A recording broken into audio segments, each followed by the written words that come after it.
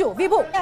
અમદાવાદ શહેરમાં અમદાવાદ એરપોર્ટથી લંડન જતી 1:37 આ ફ્લાઇટ ટેક ઓફ થઈ અને ટેક ઓફ થયા બાદ પ્લેન છે તે સિવિલ હોસ્પિટલના પાછળની તરફ ક્રેશ થયું અને 230 જેટલા પેસેન્જરો છે સવાર હતા। અત્યારે આપના દ્રશ્યો જોઈ શકો છો કે આ સિવિલ હોસ્પિટલનું ટ્રોમા સેન્ટર છે અને ટ્રોમા સેન્ટરમાં અત્યારે જે તમામ પેસેન્જર હતા તેને સારવાર અર્થે અહીં છે તે લાવવામાં આવી રહ્યા છે। આ સીધા દ્રશ્યો જોઈ શકો છો કે સિવિલ હોસ્પિટલનું તમામ ડોક્ટરોનો સ્ટાફને છે જે ટ્રોમા સેન્ટર છે તેમાં રાખવામાં આવ્યા છે।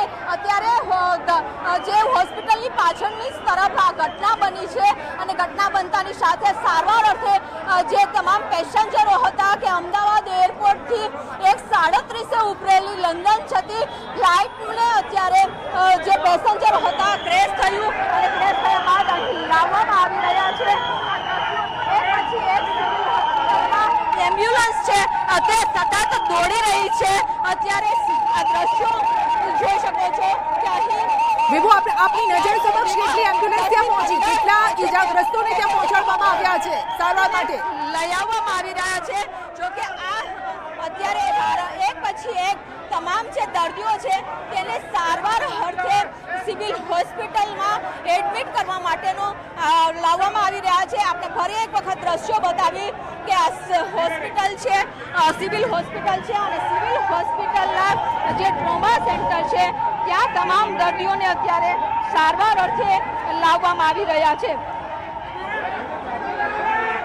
જે તે દ્રશ્યો આપ જોઈ રહ્યા છો, જે રીતે વિભુએ પણ જણાવ્યું કે 230 જેટલા મુસાફરો તેમાં સવાર હતા। અમદાવાદથી લંડન જઈ રહી હતી આ ફ્લાઇટ અને પાછળનો જે ભાગ છે પ્લેનનો તે ટકરાયો અને જેના કારણે આ દુર્ઘટના સર્જાઈ હતી। તો 230 થી વધુ મુસાફરો આ સાથે ક્રૂ મેમ્બર્સ અને મોટી સંખ્યામાં લોકો ઘાયલ થયા છે, ઈજાગ્રસ્ત થયા છે, કારણ કે એક બાદ એક એમ્બ્યુલન્સ ત્યાં દોડી રહી છે, ઈજાગ્રસ્તોને ત્યાં લાવવામાં આવી રહ્યા છે। અને આ સમયે ન્યૂઝ 18 ગુજરાતી અન્ય લોકોને પણ અપીલ કરી રહ્યું છે, પ્લીઝ મહેરબાની કરીને ત્યાં ભીડ જમા ન કરો।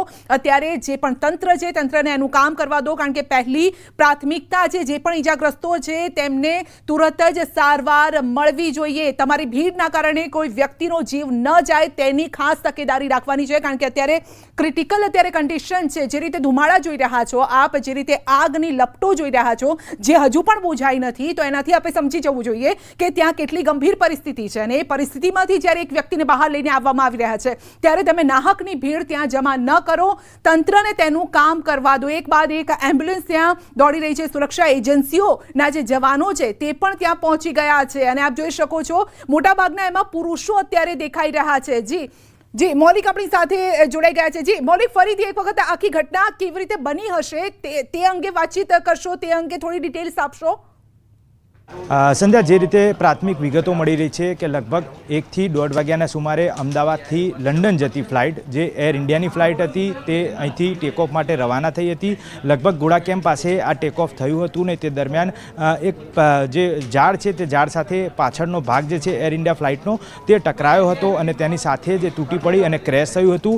આ ફ્લાઇટની અંદર જે રીતે પ્રાથમિક માહિતી મળી રહી છે તે પ્રમાણે 133થી વધુ સવારો હતા, પેસેન્જરો હતા। આ પેસેન્જરોને લઈ અને ટેકઓફ થયું હતું તે દરમિયાન જ આ ક્રેશ થયું હતું। હવે કયા કારણોસર આ ક્રેશ થયું છે તે તપાસનો વિષય છે। આ બાબતે એન્જિનિયરિંગ ટીમ જે છે તે પણ તપાસ કરશે, પરંતુ અત્યારે હાલ જે છે તે પ્રાથમિકતા એ છે કે તેમની રાહત કામગીરી કરવામાં આવે, તે લોકોને ઝડપી સારવાર માટે ખસેડવામાં આવે। તો અલગ અલગ હોસ્પિટલમાં જે છે તે એમ્બ્યુલન્સ બોલાવી 108 મારફતે તેમને હોસ્પિટલોમાં ખસેડવામાં આવી રહ્યા છે। જેટલા વ્યક્તિઓ જીવિત બચી શકે તેમને સારવાર આપવામાં આવી રહી છે।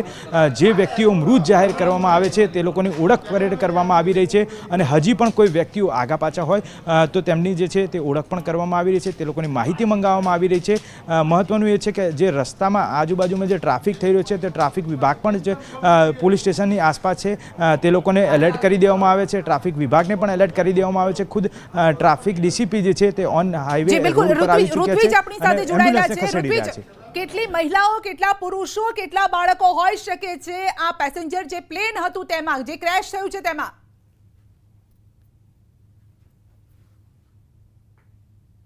જે પ્રાથમિક માહિતી મળી રહી છે 100 થી વધુ મુસાફરો હોવાની હાલમાં શક્યતા રહેલી છે।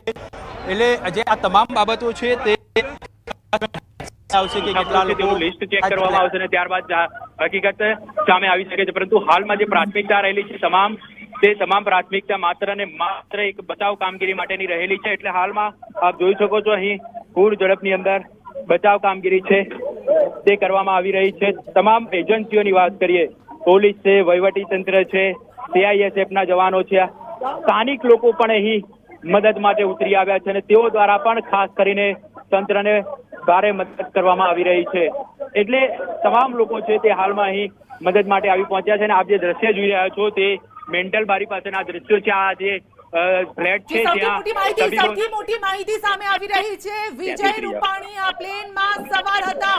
પૂર્વ CM વિજય રૂપાણી આ પ્લેનમાં સવાર હોવાની શક્યતા સામે આવી રહી છે। ઋત્વિજ, આ સૌથી મોટા સમાચાર હોઈ શકે છે, કારણ કે આ પ્લેનમાં તેઓ સવાર હતા કે નહીં એ થોડું કન્ફર્મ ત્યાંથી કરી શકો છો, કારણ કે શક્યતા છે હજુ આ કે વિજય રૂપાણી આ પ્લેનમાં સવાર હતા તે પ્રકારની વિગતો સામે આવી રહી છે। આ શક્યતા હોઈ શકે છે।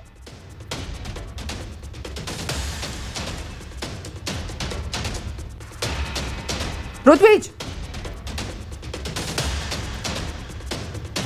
નો વિષય છે, તપાસ કરવામાં આવશે, ત્યારબાદ હકીકત સામે આવશે કે હકીકત શું છે। પરંતુ હાલ જે બચાવ કામગીરી છે તે પૂરજોશની અંદર કરવામાં આવી રહી છે અને તમામ કામગીરી છે તે હાલમાં જોઈ શકો છો દ્રશ્યની અંદર વિઝ્યુઅલની અંદર પણ સ્પષ્ટ જોઈ શકાય છે। ફાયર બ્રિગેડના અધિકારીઓ, ઉચ્ચ અધિકારીઓ પણ અહીં જોવા મળી રહ્યા છે, પોલીસના ઉચ્ચ અધિકારીઓ અહીં જોવા મળી રહ્યા છે, તમામ લોકો છે તે હાલમાં અહીં કામગીરી કરી રહ્યા છે। જી ઋત્વિજ, ફરી એકવાર અપડેટ લેવા માટે આવીશું। અત્યારે સંવાદદાતા નવીન પણ આપણી સાથે જોડાયેલા છે। નવીન, એક તરફ જે મુસાફરો દ્વારા અત્યારે મુસાફરી કરવામાં આવી રહી હતી અને ત્યારબાદ આખી દુર્ઘટના સર્જાઈ, હવે મુસાફરોના પરિવારજનો પણ આ સમાચારની જાણ થતા દોડી આવ્યા હશે, તો તેને લઈને અત્યારે કયા પ્રકારની પરિસ્થિતિ જોવા મળી રહી છે નવીન?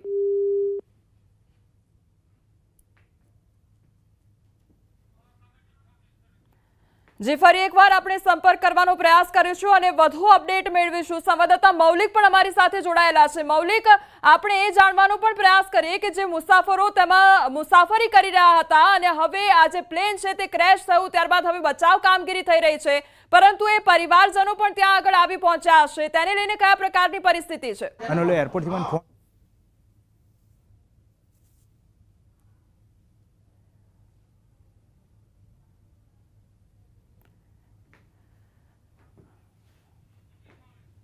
હાલ જે ઘટના સ્થળેથી માહિતી મળી રહી છે તે મુજબ અલગ અલગ ટીમો જે છે તે રાહત કામગીરી ચલાવી રહી છે। તે ફાયર બ્રિગેડની ટીમ હોય, અમદાવાદ એરપોર્ટની ટીમ હોય અને બહુ એટલા અતિશય જવાય એવું છે જ નહીં અંદર, તો હું મારી મહા મુસીબતથી 4 જણને લઈને આવ્યો છું અને અત્યારે હજુ 10 થી 15 છે અને છોકરાઓ 2 તો ઉપર મરી ગયા છે। જવાય એવી હાલત નથી હાલ, બહુ ખરાબ પરિસ્થિતિ છે હાલની તારીખમાં, હળગે છે વચ્ચે।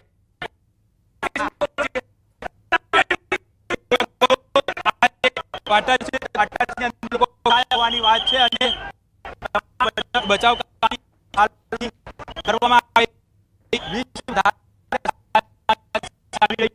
કારણ કે વચ્ચેલા માળો બનાવવાનો છે અને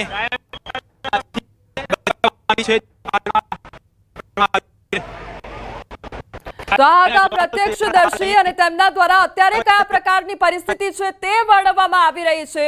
ધુમાડા ચારે બાજુ જોવા મળી રહ્યા છે, લોકો એકબીજાને જોઈ નથી શકતા એ પ્રકારની પરિસ્થિતિ છે, જ્યાં જુઓ ત્યાં આગની જ્વાળા જોવા મળી રહી છે અને તે વચ્ચે આ લોકોનું જે રેસ્ક્યુ છે તે કરવામાં આવી રહ્યું છે, લોકોને બચાવવાની કામગીરી કરવામાં આવી રહી છે, પરંતુ જે દ્રશ્યો છે તે ખૂબ જ ભયાવહ છે। કેટલાય પરિવારજનો અત્યારે એરપોર્ટ આવી પહોંચ્યા છે। જેવા સમાચાર સામે આવ્યા અને સમાચારની જાણકારી થઈ, જે મુસાફરો દ્વારા મુસાફરી કરવામાં આવી રહી હતી તેમના પરિવારજનો પણ અત્યારે એરપોર્ટ દોડી આવ્યા છે અને પોતાના જે પરિવારજનો છે તેની ચિંતા કરી રહ્યા છે, કારણ કે આ ઘટના, જે દુર્ઘટના સર્જાઈ છે તે ખૂબ જ ભયાવહ છે। અત્યારે એક તસવીર એ સામે આવી રહી છે કે એમ્બ્યુલન્સો જોવા મળી રહી છે, 108ની ટીમ અત્યારે ત્યાં આગળ પહોંચી છે અને તમામ લોકોને બચાવવાની કામગીરી કરવામાં આવી રહી છે, બહાર કાઢવામાં આવી રહ્યા છે, એક બાદ એક લોકોને બહાર કાઢવામાં આવી રહ્યા છે અને હોસ્પિટલ અર્થે, સારવાર અર્થે ખસેડવામાં આવી રહ્યા છે। પરંતુ અહીંયા લોકોને એક જ અપીલ કરવામાં આવી રહી છે ન્યૂઝ 18 ગુજરાતી તરફથી કે લોકોની અડચણ ન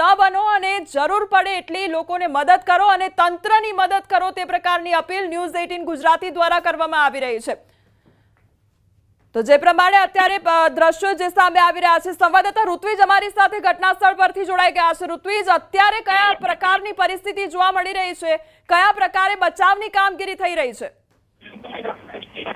જી, આપ જે દ્રશ્ય જોઈ રહ્યા છો તે ઘટના સ્થળના દ્રશ્યો છે અને એ કયા પ્રકારની પરિસ્થિતિ છે તેનો સ્પષ્ટ અંદાજ છે તમે આ દ્રશ્ય પરથી જ લગાવી શકો છો. ચારે બાજુ કાટમાળ જોવા મળી રહ્યો છે. જે ક્વાર્ટર્સ હતા તે ક્વાર્ટર્સમાં આગ લાગવાનો બનાવ બન્યો છે અને ખાસ કરીને જ્યારે આગ લાગવાનો બનાવ હતો ત્યારે અનેક લોકો આ ક્વાર્ટર્સ હાજર હતા અને અનેક લોકો હાલમાં ફસાયેલા છે. એટલે જે જગ્યાના આપ દ્રશ્યો જોઈ રહ્યા છો તે ક્વાર્ટર્સની અંદર લગભગ 20 લોકો ફસાયા હોવાની વાત છે અને આ તમામ લોકોને બચાવવાની કામગીરી છે તે હાલમાં કરવામાં આવી રહી છે. એટલે ફાયર બ્રિગેડની ટીમ અહીં જોવા મળી રહી છે અને સતત આ જે 20 લોકો ફસાયેલા છે